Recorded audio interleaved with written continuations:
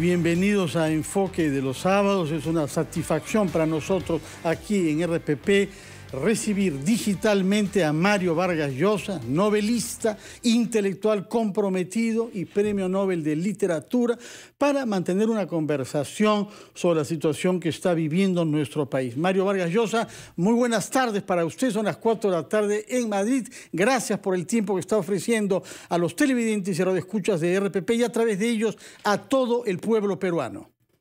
Hola Fernando, ¿qué tal? Buenas tardes. Te agradezco mucho esta conversación. Gracias más bien a ti, Mario. Hace 6 meses conversamos a esta misma hora con motivo del 10º aniversario de la atribución del Premio Nobel por el Comité Sueco, que dijo que se te daba ese premio porque tu obra literaria era una cartografía de las estructuras del poder y con mordaces imágenes de la resistencia individual, la salvación y la derrota. Lo que no dijo es que además tienes una obra ensayística y una actitud comprometida desde el inicio de tu carrera con los valores fundamentales de nuestra sociedad. En ese momento, en octubre, tú preferiste no hablar sobre las elecciones que estaban preparándose y ahora vamos a hablar justamente de eso, puesto que el domingo pasado publicaste en los diarios hispanoamericanos un documento llamado Asomándose al Abismo, que pide finalmente el voto por Keiko Fujimori en la segunda vuelta, considerada un mal menor. Cuéntanos, por favor, cómo llegaste a esa conclusión. Bueno, Fernando, llegué a esa conclusión ante los resultados de la primera vuelta electoral. Había leído los programas tanto a través del propio Castillo, o el que es realmente el ideólogo de la candidatura, que es Vladimir Cerrón, y me quedé pues muy alarmado con las ideas que tienen ambos para reformar el Perú. Tuve la impresión horrible verdaderamente de que el Perú retrocedía, que iba a identificarse con Venezuela, o con Cuba, o con Nicaragua, y que iba a ser una verdadera catástrofe esa elección de los peruanos. Entonces, como la única alternativa era Keiko Fujimori, ¿no? Realmente en la segunda vuelta los que están allí son pues él, Castillo y Keiko Fujimori. Con mucha sorpresa de mi parte, pues me incliné hacia Keiko Fujimori, que me parece que es la que representa la posibilidad de continuar con el sistema democrático que tenemos instalado en el Perú, y de que el país no se vaya a la catástrofe de la que es el mejor ejemplo, pues Venezuela, un país riquísimo que hoy día ha expulsado prácticamente a 5,5 millones de personas que no querían quedarse en ese país porque se morían de hambre y de falta de trabajo y bueno, de todo lo que sabemos. Entonces, de una manera desconcertante para mí mismo, pedí el voto de los peruanos para Keiko Fujimori y espero que ese voto la acompañe y le dé la victoria, porque creo que en el caso en el que Castillo ganara la segunda vuelta, pues sería una verdadera catástrofe para el Perú en función de lo que son sus programas de gobierno y sus ideas al respecto, ¿no? De acuerdo. Sin embargo, ese voto por lo que llamaste el mal menor, Keiko Fujimori, según tú, debe hacerse sobre la base de ciertas condiciones, de ciertos requerimientos planteados a la candidata Fujimori. Así es, Fernando, exactamente. Sí. Yo fijé en el artículo muy claramente, y tengo que decir que, bueno, ella me llamó inmediatamente después, y se comprometió a respetar estos valores que son los que garantizan la existencia de una democracia en el Perú. Creo que, digamos, este compromiso es algo muy importante y que debería orientar el voto de esa cantidad de peruanos que está todavía incierto, indeciso respecto a la manera como votarán en esta segunda vuelta. Yo creo que es muy importante realmente que el Perú no caiga en la catástrofe que es Venezuela, en la catástrofe que es Nicaragua o en la catástrofe que es Cuba. La verdad que muchos peruanos pues creo que han votado por el disgusto que les producía la corrupción que ha caracterizado la vida política en el Perú en estos últimos años, el descontento con los presidentes que elegimos, eso lo entiendo muy bien, pero la verdad que en el caso del Perú creo que sería verdaderamente trágico que esta explosión de indignación popular nos retroceda a la condición de Venezuela o de Cuba o de Nicaragua, países que realmente han llegado a una situación verdaderamente crítica por aplicar las ideas que son desgraciadamente las ideas de Castillo y las ideas de Vladimir Cerrón, ¿no? Claro que sí. Ahora, en todo caso, por lo que nos dices, en esa conversación telefónica que mantuviste con Keiko Fujimori después de publicado tu artículo el domingo pasado, ella se comprometió a aceptar las condiciones que tú escribiste. Se comprometió y dijo que no se quedaría en Palacio de Gobierno ni un solo día más de los 5 años que prescribe la Constitución peruana. Al mismo tiempo, pues fue muy clara, de una manera muy contundente, como me dijo, bueno, todos esos principios que usted señala en su artículo, para mí valen, son también respetables y me comprometo con ellos.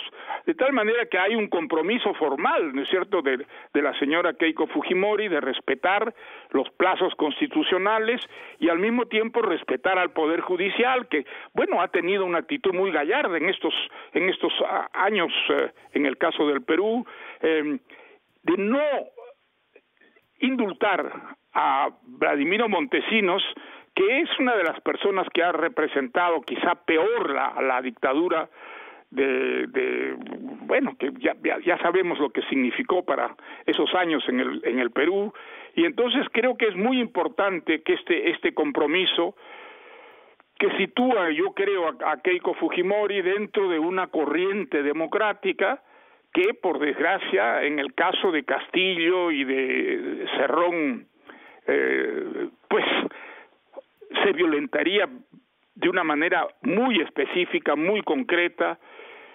Desgraciadamente, yo creo que yo tengo la impresión de que Castillo es una persona bien intencionada, pero que está profundamente equivocado sobre cuestiones sustanciales, como por ejemplo las inversiones extranjeras.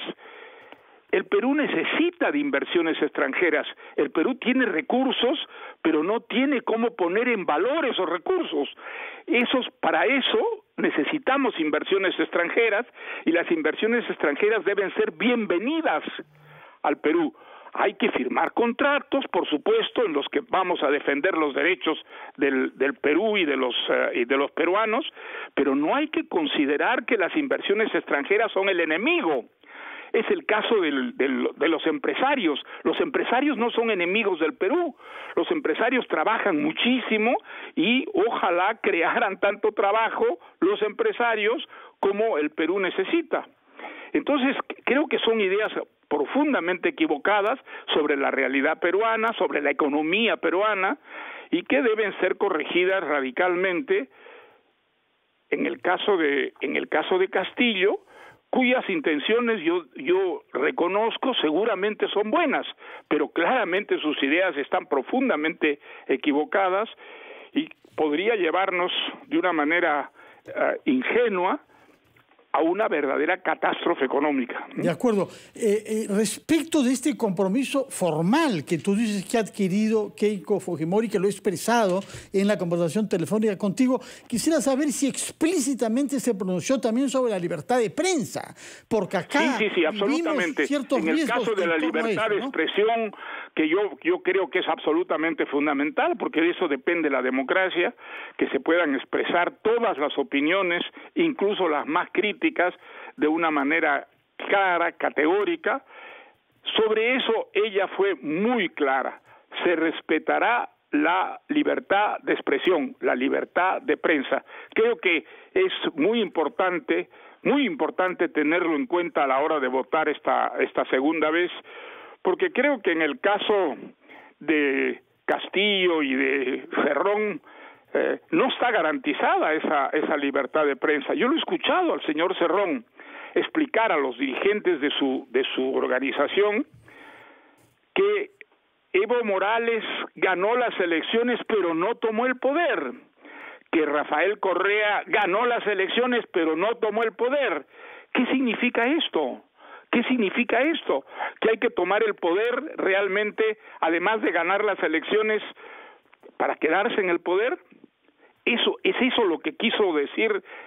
La verdad que la conclusión fue bastante confusa. Sin duda. Pero digamos, pero todo está clarísimo en el plan de gobierno. Las elecciones se corren para ganar las elecciones. Así es. El poder, pues, es algo muy difuminado, ¿no es cierto? Y entonces la existencia de la democracia depende de esas elecciones y depende de que se respete el periodo que fijan esas elecciones. Absolutamente. Más allá no puede ir un candidato sin violar las leyes y la Constitución que regulan el funcionamiento de la democracia, ¿no? Como tú lo has dicho, no solamente son esas declaraciones del señor Cerrón, sino el plan de gobierno presentado ante el Jurado Nacional de Elecciones que dice que no defienden la libertad de prensa, sino la prensa al servicio del pueblo. Y si está o no, es interpretado por el partido. Tú lo estás señalando. Sí. Y nosotros tenemos pues ya una experiencia concreta, el caso del general Velasco, que hizo una reforma de la prensa. ¿En qué consistió la reforma de la prensa? En poner la prensa al servicio del gobierno.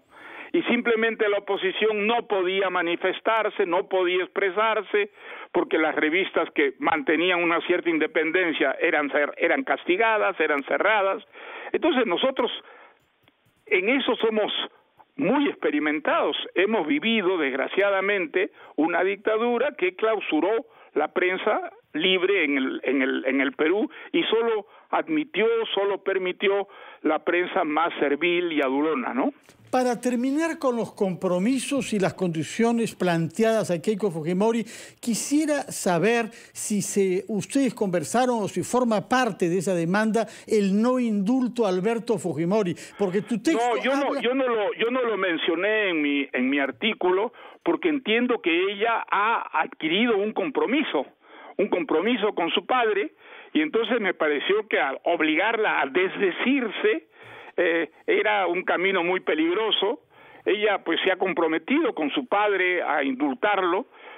Bueno, hay una relación ahí familiar que es perfectamente comprensible, y aunque yo no estoy de acuerdo con ese indulto, yo no quise tocar el tema precisamente porque me pareció que eso hubiera llevado a Keiko Fujimori a un desdimiento de lo que se había comprometido. Entonces, no, me pareció que era, en primer lugar, inútil, y por eso mencioné muy específicamente a Vladimiro Montesinos, que es, como es sabido por todos los peruanos, pues el gran responsable de la corrupción y de las violencias que se cometieron durante la dictadura, ¿no? De acuerdo. Ahora bien, en la crítica que tú haces contra el programa de Perú Libre y de Pedro Castillo, hay el aspecto democracia, que lo ha subrayado, hay el aspecto visión económica, que lo ha subrayado, pero hay un tercer aspecto con el que dices tú discrepar radicalmente y desde larga data, que es su visión conservadora de derechos individuales de la comunidad LGTB, eutanasia, aborto, etc. Para ti, el señor Castillo tiene un ideario de extrema derecha en ese campo. Efectivamente, es muy curioso porque es completamente contradictorio. Entiendo que él es un evangelista y seguramente por una cuestión religiosa, pues está contra el aborto, está a favor de, digamos, el matrimonio entre las parejas disociadas, se opone al matrimonio de los gays. Oponerse a todo eso es realmente estar contra la modernidad. La verdad es que hoy en día la modernidad reconoce el matrimonio de los gays, reconoce el aborto, se acaba de dar una ley muy específica a ese respecto en España, y creo que en todos los países más civilizados del planeta pues hay una apertura en ese campo muy notable, que curiosamente en el caso de Castillo pues no se da porque en eso es más bien muy convencional, muy tradicional, en tanto que en el campo económico cree representar una información adelantada, pero yo creo que es profundamente atrasada también.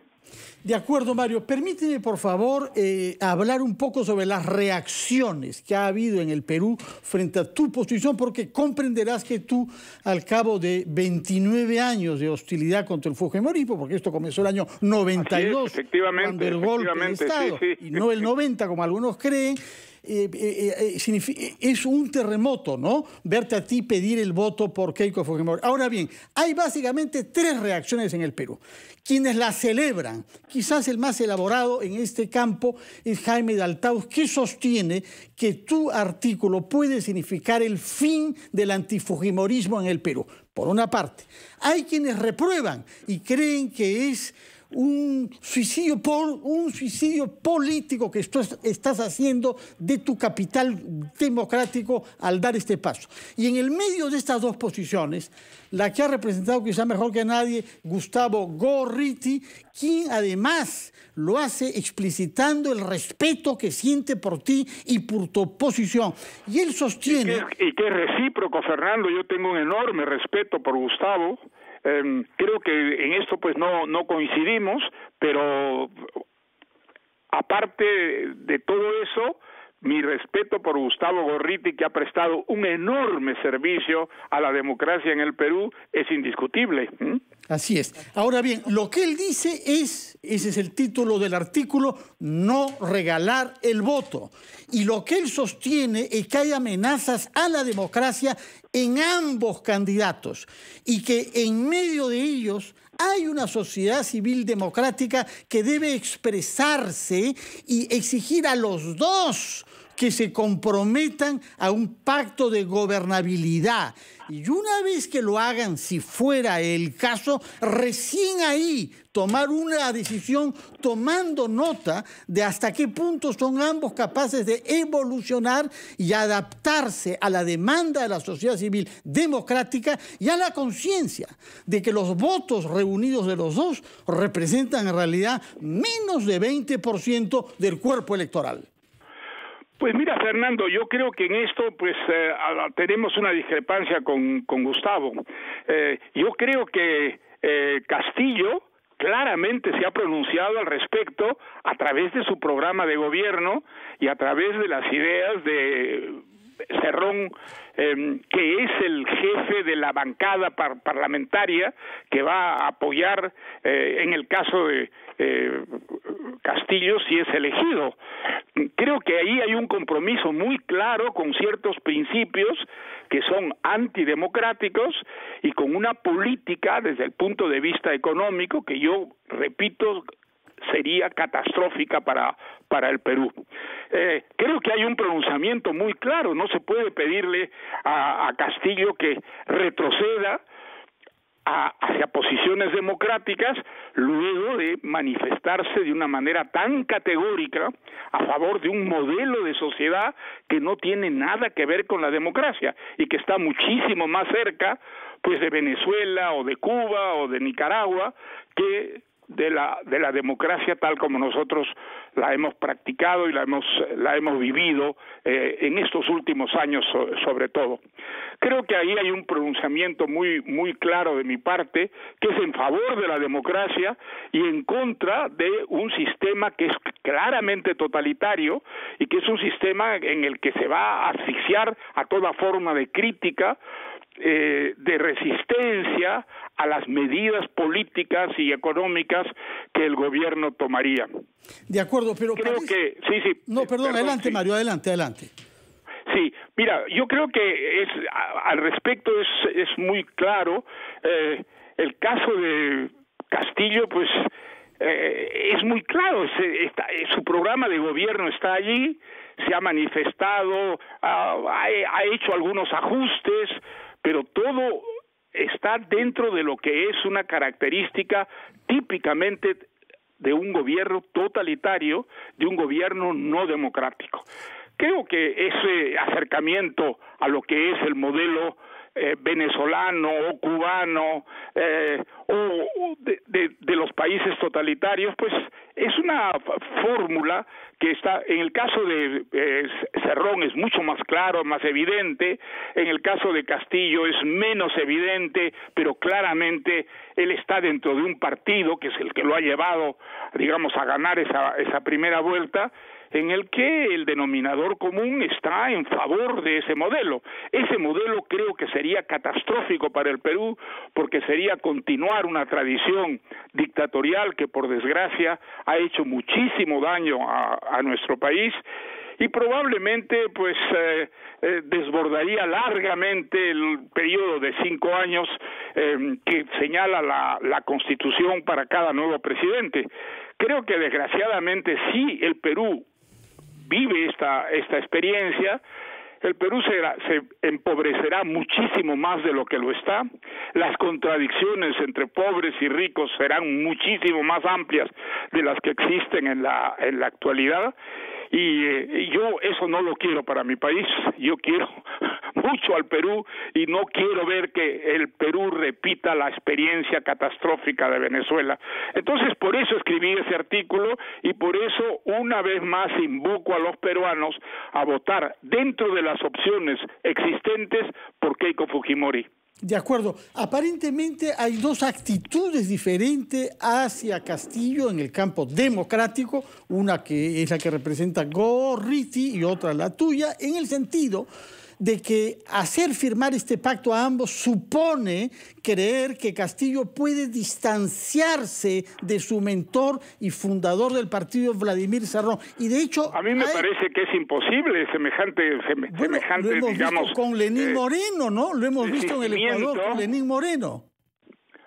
Bueno, no me parece posible, él ha sido elegido por Cerrón y por su partido para aplicar determinadas ideas, y esas ideas pues están allí, están claramente sobre el papel, las hemos escuchado además defendidas por Cerrón directamente. Yo he escuchado un video de Cerrón. Y su plan de gobierno no deja dudas sobre una concepción leninista y castrista de la sociedad, él se declara marxista, leninista, mariateguista.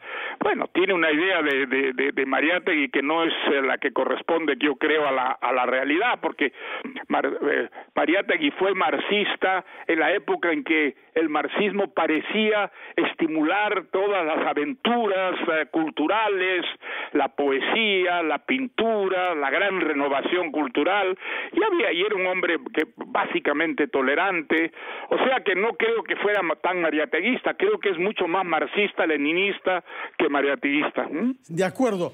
Por otra parte, Mario, hay un tema de fondo sobre el que tú te has pronunciado también, que es preguntarnos por qué hemos llegado a esta situación. Es decir, y quiero que lo contestes después de la pausa, ¿por qué no ha sido posible en el Perú gestar una corriente liberal, profundamente liberal, capaz de proponer un capitalismo popular que nos liberara de hallarnos ahora en esta situación? ¿Qué ha pasado con el Perú? ¿Y cómo ves tú el contexto internacional? Porque polarizaciones de ese tipo hemos visto en Estados Unidos, estamos viendo en algún sentido en España también y en otros países de la región. Quisiera que nos contestes tu opinión. ¿Por qué es que no ha sido posible en el Perú gestar una corriente que pudiese aparecer como una corriente de centro? Nos lo contestas, por favor, Mario, después de una breve pausa.